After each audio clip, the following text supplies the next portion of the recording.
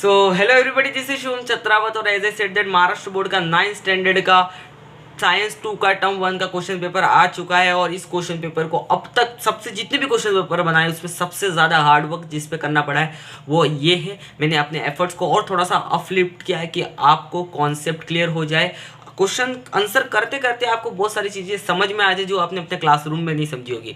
तो let's begin with this question paper, make learning easy with crystal concept. और सबसे पहला सवाल आपको पूछा जा सकता है एग्जाम में, वो है fill in the blanks. Fill in the blanks आपको कंप्लीट करने और सबसे पहला सवाल आ चुका है आपके सामने, east reproduce asexually by the dot dot method. कौन से मेथड से ईस्ट एसेक्सुअली रिप्रोड्यूस करती है? अगर आपको इसका आंसर पहले से पता तो कमेंट सेक्शन में सॉल्यूशन देखने से पहले आंसर दे दो, ठीक है ना। तो हम अभी आपको आंसर बता देते हैं, yeast reproduce asexually by budding. कौन से मेथड से रिप्रोड्यूस करती है? बडिंग। अब आपको बडिंग के बारे में कुछ नहीं पता है वो भी मैं बता दूंगा आपको, ठीक है। देखते बडिंग क्या होती है। बडिंग पहले तो समझ लो किसके अंदर होती है? ईस्ट के अंदर होती है। ईस्ट क्या होता है? एक तरह का बेकरी प्रोडक्ट्स होता है। आपने पाव वगैरह आपने खाए होंगे कभी भी, तो केक्स वगैरह उनमें ईस्ट यूज होता है। उसको थोड़ा सा आपको बल्कि बनाने के लिए अच्छा लगे, थोड़ा टेस्ट आए, स्पॉन्जी बनाने के लिए, ठीक है ना। तो ये हमने ले लिया ईस्ट। ईस्ट में क्या होता है? इस तरीके से ऊपर देखो गोल गोल आपको दिख रहा है, इनको बोलते हैं बर्ड। क्या बनते हैं? बर्ड बनते हैं। और बर्ड जब बड़े हो जाते हैं तो वो क्या हो जाते हैं? पेरेंट ईस्ट से क्या हो जाते हैं? डीअटैच हो जाते हैं, टूट जाते हैं। और उससे क्या बन जाता है? एक नया ईस्ट का क्या बन जाता है? बेबी बन जाता है। इसी को हम क्या बोलते हैं? Asexual reproduction. और ईस्ट के अंदर जो एसेक्सुअल रिप्रोडक्शन होता है उसको हम बोलते हैं बडिंग, ठीक है। तो अगर अच्छा लगा हो तो फटाफट आगे बढ़ते हैं और let's begin with next question, filling the blanks का सेकंड सवाल आपके पास है dot dot is a set of command given to the computer system. Computer system को किस तरीके का कमांड दिया जाता है? देखो, हम जो भी कंप्यूटर सिस्टम को कमांड देते हैं कैसे करते हैं? With the help of keyboard. मैं कुछ भी टाइप कर रहा हूँ, कमांड है। With the help of mouse, right left scroll. तो ये सारी क्या है? हम कंप्यूटर को कमांड दे रहे हैं और उसके हिसाब से कंप्यूटर आपको रिस्पॉन्स दे रहा है। तो कंप्यूटर को जो भी हम कमांड्स देते हैं उसको हम क्या बोलते हैं? उसको हम बोलते हैं लैंग्वेज। उसको क्या बोलते हैं? हम बोलते हैं प्रोग्राम। क्या बोलते हैं? प्रोग्राम। और आपने अलग अलग प्रोग्रामिंग लैंग्वेज के नाम भी सुने होंगे, सी प्लस प्लस, जावा, पाइथन, इस तरीके से, ठीक है। तो उसको हम क्या बोलते हैं? प्रोग्राम। अब मैं थोड़ा सा आपको इसका कॉन्सेप्ट बताना चाहूंगा, ठीक है, मजा आ जाएगा थोड़ा सा। आपको पता है ये डेसिमल नंबर क्या लिखा हुआ है? यहाँ पे आपको दिख रहा है 2 लिखा हुआ है। यू नो दैट 2 हमें समझ में आता है, ह्यूमन रीडेबल लैंग्वेज है, 2 हमें समझ में आता है। लेकिन कंप्यूटर को 2 समझ में नहीं आता। कंप्यूटर क्या समझता है? कंप्यूटर सिर्फ 0s 1 समझता है। कंप्यूटर को सिर्फ 0 और 1 समझ में आता है। तो कंप्यूटर ने इस 2 को कन्वर्ट कर दिया किसके फॉर्म में? 0 1 के फॉर्म में। तो ये कंप्यूटर के लिए 2 है और ये हमारे लिए 2 है। ये बात को समझना। इस तरीके की लैंग्वेज को हम बोलते हैं मशीन लैंग्वेज। क्या बोलते हैं? मशीन लैंग्वेज, जो सिर्फ कंप्यूटर समझ सकता है। तो ये कैसे होता है वो समझते हैं। देखो, कोई भी प्रोग्राम है, लेट्स से उस प्रोग्राम के अंदर मैंने कहीं पे 2 लिखा हुआ है। क्या लिखा हुआ है? 2। तो उस प्रोग्राम के रिलेटेड एक असेंबलर होगा। क्या होगा? असेंबलर होगा। और वो असेंबलर उस 2 को कन्वर्ट करेगा बाइनरी फॉर्म में। किस में कन्वर्ट करेगा? बाइनरी फॉर्म में। ये बाइनरी फॉर्म वही जो 0 और 1 के फॉर्म में लिखा होता है, इसी को बोलते हैं मशीन कोड। और कंप्यूटर उस मशीन कोड को समझ सकता है। तो बात याद रखना, आप जो भी प्रोग्राम लिखते हो, कोई भी प्रोग्रामर प्रोग्राम लिखता है, असेंबलर के मदद से वो मशीन कोड में कन्वर्ट होता है और उसी मशीन कोड को कंप्यूटर समझ पाता है एज अ कमांड, ठीक है। तो इस बात को ध्यान रखना। अगर नहीं समझ में आता तो बस इतना याद रखना, program is a set of command given to computer. Computer सिर्फ 0 और 1 को समझता है। 0 का मतलब होता है लो वोल्टेज और 1 का मतलब होता है हाई वोल्टेज। बस आपको इतना अगर पता हो तो आपको बहुत सारी चीजें पता चल गई है, ठीक है, एक ही क्वेश्चन से। तो सेकंड करो और आगे बढ़ो, ठीक है। तो नेक्स्ट क्वेश्चन है, the head office of Indian meteorological department. Head office कहाँ पे है? मेट्रोलॉजिकल डिपार्टमेंट का। तो ऑब्वियसली हेड ऑफिस है पुणे के अंदर। What is the meteorological department? ये वो जगह है, ये वो सेंटर है जहाँ पे इंडिया के क्लाइमेट के बारे में पढ़ाई की जाती है, वेदर्स के बारे में पढ़ाई की जाती है। और आपको बताया जाता है कि आज तापमान इतना डिग्री सेल्सियस है, आज बारिश होने वाली है, आज का मौसम सुहाना रहेगा, आप बाहर जा सकते हो, उस तरीके से पकौड़े खाने जा सकते हो। तो ये सारा कहाँ से आता है? मेट्रोलॉजिकल डिपार्टमेंट से आता है। और वो कहाँ पे है? हेड क्वार्टर कहाँ पे? पुणे पे है। और बहुत सारे डिपार्टमेंट है, दिल्ली में है, मुंबई में, लेकिन वो सारे उसके छोटे छोटे डिपार्टमेंट है, ठीक है। हेड क्वार्टर कहाँ पे? हमारा पुणे में, ठीक है। अभी सेकेंड क्वेश्चन नंबर 1 का बी आपको पूछा जा सकता है, state whether the following statement are true और फॉल्स, ठीक है। ट्रू और फॉल्स। पहला लिखा है bandage, dressings, gloves and needles, ये सारे क्या रेडियो एक्टिव वेस्ट है? आपसे पूछा है क्या है? बताओ बताओ बताओ, है क्या? नहीं है। क्या है ये सारे के सारे? Biomedical waste. फॉल्स है, ये क्यों? क्योंकि bandage, dressing, gloves and needles, this alls are biomedical waste. Radio active waste नहीं है। रेडियो एक्टिव वेस्ट क्या होते हैं? वो वेस्ट होते हैं जो डिसइंटीग्रेट होते हैं। अगर पता है नहीं है तो रीड कर लो इसके बारे में, ठीक है जाके। तो सेकंड क्वेश्चन पूछा है, ROM read only memory, RAM random access memory, नहीं पता है तो सुन लो। Are two types of external memory, क्या लिखा हुआ? Are two types of external memory, check करो आंसर क्या है, फॉल्स।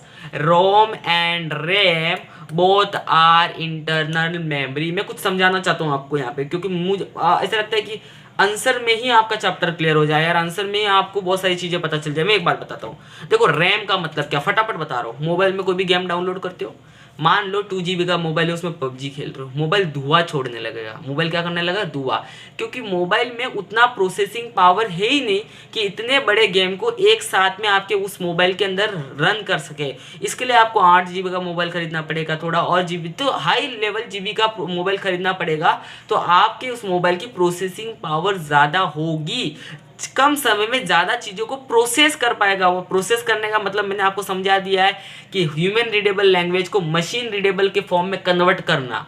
तो प्रोसेसिंग पावर क्या हो जाएगी आपके कंप्यूटर की या आपके मोबाइल की? ज़्यादा हो जाएगी अगर आपका रैम ज़्यादा होगा तो।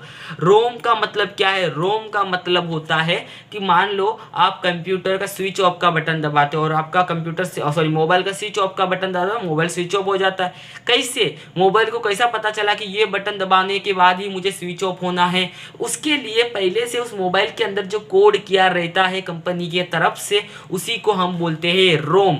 रोम का फुल फॉर्म क्या है? Read only memory. मतलब ये वो मेमोरी है जो पीसी के अंदर, कंप्यूटर के अंदर, मोबाइल के अंदर पहले से है, जिसको आप सिर्फ रीड कर सकते हो, रीड ओनली, बट आप बदल नहीं सकते हो। बात समझ में आ गया? तो रैम का मतलब समझा, रोम का मतलब समझा। रैम मतलब आपके मोबाइल की प्रोसेसिंग पावर, रोम मतलब आपके मोबाइल या आपके कंप्यूटर में जो भी काम होने वाला, एक बटन दबाने के बाद, जैसे कि कीबोर्ड का अगर के दबाऊंगा तो कंप्यूटर में के दिखेगा, कैसे दिखा? रोम के मदद से। तो ये बातें समझ लेना बस ऊपर ऊपर से, ठीक है। लेट्स अभी यहाँ पे एक टर्म था, what is the meaning of external memory. देखो मैं चाहता हूँ ना कि जो भी ट्रू या फॉल्स हो, आंसर तो हमें करना है, लेकिन उसके रिलेटेड जितनी भी बातें निचोड़ के रख देते, ठीक है ना। एक्सटर्नल मेमोरी का मतलब क्या? कभी पेन ड्राइव देखा जिसमें आप मूवी भर के रखते हो, उसको मोबाइल में लगाओ नहीं लगाओ मोबाइल को कोई फर्क नहीं पड़ता। तो ये हमारा क्या हो गया? External memory. हम कुछ एक्स्ट्रा मेमोरी यूज कर रहे हैं अपने कुछ फोटोज वगैरह स्टोर करने के लिए। आपका सीडी, आपका डीवीडी, ये सब क्या? ये एक्सटर्नल मेमोरी। इसमें भी तो कुछ आप स्टोर कर रहे हो ना, आपका मेमोरी कार्ड। तो सारी के सारी आपके कंप्यूटर के अंदर जो हार्ड डिस्क होती है 1 TB की वगैरह, तो ये सारी क्या है? आपकी एक्सटर्नल मेमोरी, ठीक है ना। बहुत बढ़िया तरीके से मैंने समझा दिया ये भी आपको। क्वेश्चन आएगा, अभी 2 ट्रू फॉल्स कर दिए, अब आएगा rewrite following selecting the correct alternative, match the following, that is called MCQ। Total 5 आने वाले, एक each carry 1 mark. Plant with naked embryo, क्या लिखा हुआ है? प्लांट विथ नेकेड एम्ब्रियो मतलब जो बच्चा है वो नेकेड है, बाहर के तरफ है। वस्क्यूलर टिश्यू, मुझे बताओ वस्क्यूलर टिश्यू कौन कौन से होते हैं? Xylem and phloem. Xylem and phloem ये अपने क्या होते हैं? वस्क्यूलर टिश्यू होते हैं, जाइलम एंड फ्लोएम। जाइलम क्या कंडक्ट करता है? जाइलम कंडक्ट करता है वाटर, मतलब प्लांट्स में नीचे से पानी ऊपर लेके जाने का काम कौन करता है? जाइलम। और फ्लोएम क्या कंडक्ट करता है? फूड। क्या कंडक्ट करता है? फूड।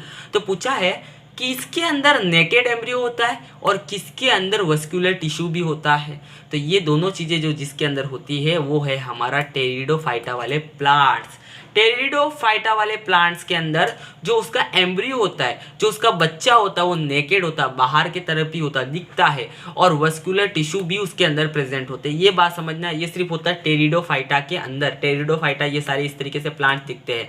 इस नेकेड एम्ब्रियो का मतलब क्या होता है मैं वो भी आपको बता देता हूँ। नेकेड एम्ब्रियो का मतलब होता है स्पोर्स। क्या बनते हैं इसके अंदर? स्पोर्स। क्या बोलते हैं नेकेड एम्ब्रियो को हम लोग यहाँ पे? स्पोर्स। ठीक है, आगे समझ में बहुत बढ़िया तरीके से। Let's move forward. तो ये मैंने थोड़ा सा आपको प्लांट किंगडम के बारे में एक्स्ट्रा चीज़ें मैंने यहाँ पे आपको बता दी। ये आपके लिए बहुत हेल्पफुल होगा। क्यों? देखो प्लांट किंगडम की सारी बातें, पूरा चार्ट अगर आप पढ़ के जाओगे, प्लांट किंगडम के बारे में कुछ भी आया है पूरा चार्ट बना के आ जाओ, पूरा आउट ऑफ मार्क्स मिल जाएगा आपको। ठीक है, next question, which of the following is not gaseous cycle? Obviously nitrogen cycle है, आपने पढ़ा होगा। ऑक्सीजन साइकिल है, कार्बन साइकिल है, gaseous cycle. Only the phosphorus cycle is a not a gaseous cycle. आपने अपनी पूरी किताब में फॉस्फोरस साइकिल देखा नहीं होगा, ठीक है ना। Phosphorus cycle is a sedimentary cycle, ये बात अभी आप और ध्यान रखना। सेकेंड टाइम ट्रू फॉल्स में आ सकता है, is the phosphorus cycle is a sedimentary cycle, तो आप आंसर लिखोगे ट्रू ना। तो यहाँ से आपको एक ही क्वेश्चन से 2-3 चीजें सीख लेनी है, ध्यान रखना आप लोग को, ठीक है ना। तो यहाँ पे ये सेडिमेंटरी साइकिल के अंदर आती है। Let's move forward. Which of the following is complete heterotrophic film. What is the meaning heterotrophic, what is the meaning of heterotrophic. देखो हेटेरोट्रॉपिक का मतलब होता है ऐसे लिविंग ऑर्गेनिज्म जो अपने फूड के लिए कंप्लीटली दूसरों पे डिपेंड होते। दूसरे शब्दों में बोलूँ तो ऐसे लिविंग ऑर्गेनिज्म जिसके अंदर फोटोसिंथेसिस नहीं होता है, जिसके अंदर क्लोरोप्लाज्म प्रेजेंट नहीं होता है, सॉरी क्लोरोफिल प्रेजेंट नहीं होता है, जो फोटोसिंथेसिस नहीं कर पाते हैं। तो ऐसे कौन से लिविंग ऑर्गेनिज्म है? ऑब्वियसली फंगाई और एनिमिलिया। जितने भी एनिमल्स है, जितनी भी फंगस है, वो सारी की सारी क्या होती है? हेटेरोट्रॉपिक होती है। हेटेरोट्रॉपिक अपना न्यूट्रिएंट को पाने के लिए वो हेटेरोट्रॉपिक होती है, मतलब दूसरों पे निर्भर करती है। आंसर हो गया फंगाई और एनिमिलिया, ये सारे आपके एनिमल्स आ जाएंगे इसमें। Let's move forward. Two types of equation in MS Word. The dot dot option is selected in the dot dot tab. Equation को टाइप करने के लिए इक्वेशन मतलब आपने मैथ्स में पढ़ा होगा, ऐसा कभी 2x इज इक्वल्स टू, ऐसा कभी पढ़ा होगा 5, इसी को हम क्या बोलते हैं? इक्वेशन बोलते हैं। ऐसा इक्वेशन टाइप करने के लिए एमएस वर्ड में आपको क्या करना पड़ेगा? चलो एमएस वर्ड का ये टैब ले लेते हैं। अभी यहाँ पे देखो, ये दिख रहा है आपको ये वाला इंसर्ट टैब, हाँ दिख गया। तो यहाँ पे क्या आ जाएगा? Insert tab. क्या आ जाएगा? इंसर्ट टैब को क्लिक करने के बाद आपको किस पे टिक करना पड़ेगा? इक्वेशन के ऊपर। तो यहाँ पे क्या आ जाएगा? Equation. The equation option is selected in the insert tab. तो इक्वेशन कहाँ पे है? सबसे पहले यहाँ पे है। इंसर्ट बाद में कहाँ पे है? यहाँ पे है। तो हमारा आंसर क्या हो जाएगा? Option number D. As simple as, मैंने कितना बढ़िया से आपको बता दिया है कि सबसे पहले आप क्लिक करोगे इंसर्ट टैब पे, फिर आप क्लिक करोगे इक्वेशन टैब पे, और फिर आप टाइप कर दोगे अपना जो भी चाहिए वो इक्वेशन आपके मन का, ठीक है। इस तरीके से हो गया, ठीक है।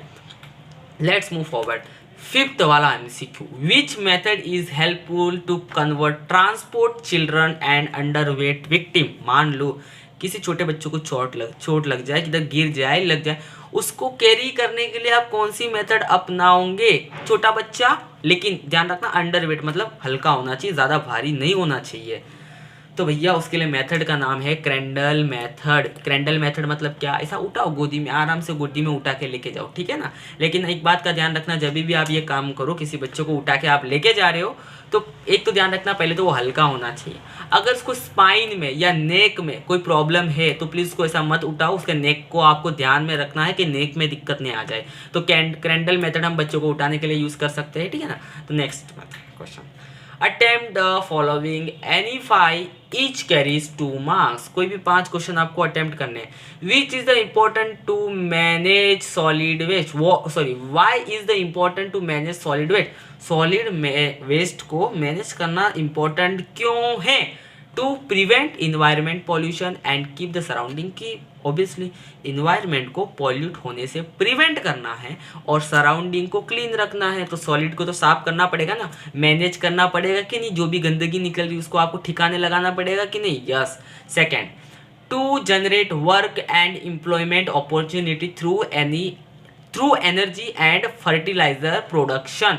और देखो यहाँ पे मुझे बताओ, जनरेट वर्क, देखो अगर सॉलिड वेस्ट मैनेजमेंट अगर आप शुरू करोगे, जो भी गंदगी निकलती है उसको मैनेज करना शुरू करोगे, तो क्या उसको मैनेज करने के लिए एम्प्लॉय नहीं लगेगा गवर्नमेंट को? तो उसकी वजह से क्या होगा? एम्प्लॉयमेंट अपॉर्चुनिटी क्रिएट होगी through energy and fertilisation production. देखो जो भी सॉलिड वेस्ट मैनेजमेंट होता है उसे क्या बनाते हैं? एनर्जी प्रोड्यूस हो सकती है, तो उसके वजह से एम्प्लॉयमेंट मिला। एनर्जी के प्लांट जहाँ पे भी होंगे वहाँ पे लोग काम करेंगे। फर्टिलाइजर प्रोडक्शन में काम करेंगे, तो इससे क्या होगा? एम्प्लॉयमेंट बढ़ेगी। इससे क्या होगा? एक तरीके से लोगों को क्या मिलेगा? एम्प्लॉयमेंट मिलेगा। और ऑब्वियसली आपको पता है इंडिया में तो एम्प्लॉयमेंट की बहुत ज़रूरत है, ठीक है। नेक्स्ट क्या है? To reduce the strain on natural resources. क्या होता है? अभी देखो, अगर मान लो कि बहुत सारा आप क्या कर रहे हो, जो भी वेस्ट है आप उसको बर्बाद जाने दे रहे हो, उसको रिसाइकल नहीं कर रहे हो, रिड्यूस नहीं कर रहे हो, वापस यूज़ नहीं कर रहे हो, तो आप क्या करोगे? नए नए प्रोडक्ट और नए नए प्रोडक्ट्स बनाने के लिए आपको इन्वायरमेंट में से उसको रॉ मटेरियल को एक्सट्रैक्ट करना पड़ेगा। तो उसके वजह से क्या स्ट्रेन आएगा, तनाव आएगा, किसके ऊपर, नेचुरल रिसोर्सेज के ऊपर। नेचुरल रिसोर्सेज क्या होने लग जाएंगे, कम होने लग जाएंगे, ठीक है। अभी second, to improve the health and quality of life to maintain the environmental balance. Obviously आप क्लीन रखोगे तो आपकी हेल्थ भी अच्छी रहेगी और क्वालिटी ऑफ लाइफ भी आपकी क्या हो जाएगी, बहुत अच्छी हो जाएगी, ठीक है ना। तो ये आंसर हो गया बहुत बढ़िया तरीके से। नेक्स्ट आगे बढ़ते अच्छे से हम लोग। How is whether different from climate. Climate और वेदर दोनों में फर्क क्या, पहले बात समझ लो। वेदर का मतलब होता है day to day condition of the atmosphere, मतलब बोलते हैं ना आज का तापमान क्या है, बस। क्या ज़रूरी है जो आज का तापमान है वो कल भी होगा, नहीं। तो वेदर क्या होता है, डे टू डे डिपेंड करता है। आज गर्मी है तो कल ठंडी थोड़ी सी लग सकती है, परसों बारिश भी हो सकती है। तो वेदर एक एक दिन के लिए डिसाइड होता है। लेकिन क्लाइमेट, जैसे कि हम बोलेंगे कश्मीर का क्लाइमेट कैसा, ठंडा है। राजस्थान का क्लाइमेट कैसा, गर्म है।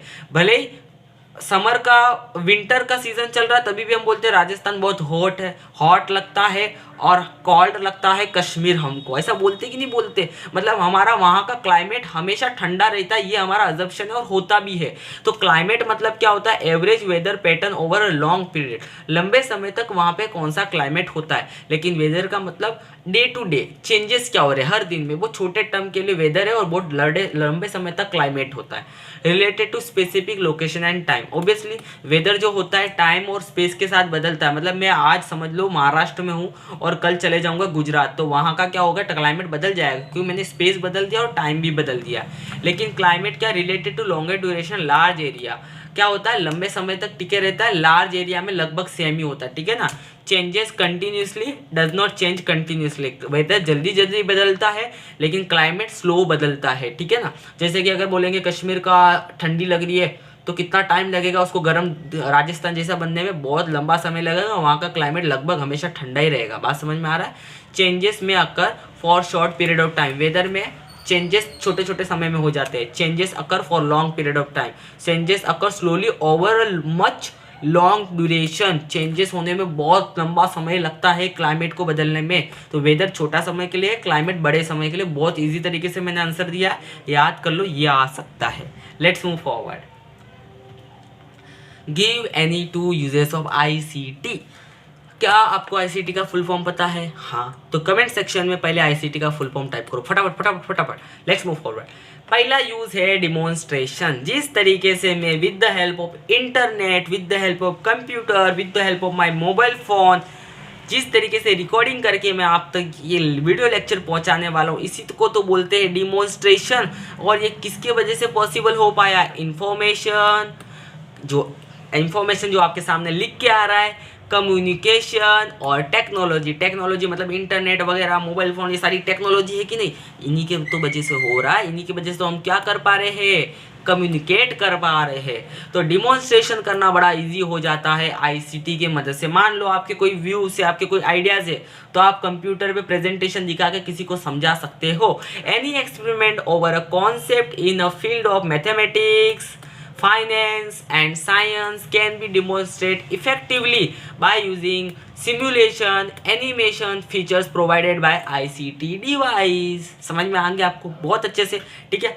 देखो इस तरीके से, जैसा कि ये लड़की, देखो ये जो छोटी बच्ची बिटिया है, देखो किस तरीके से अपना लेक्चर कर रही है, उस तरीके से आप भी मोबाइल के सामने, PC के सामने किस तरीके से मेरा वीडियो अटेंड कर रहे हो, उस तरीके से, ठीक है ना। पेपर सॉल्व कर रहे हो लाइक दैट।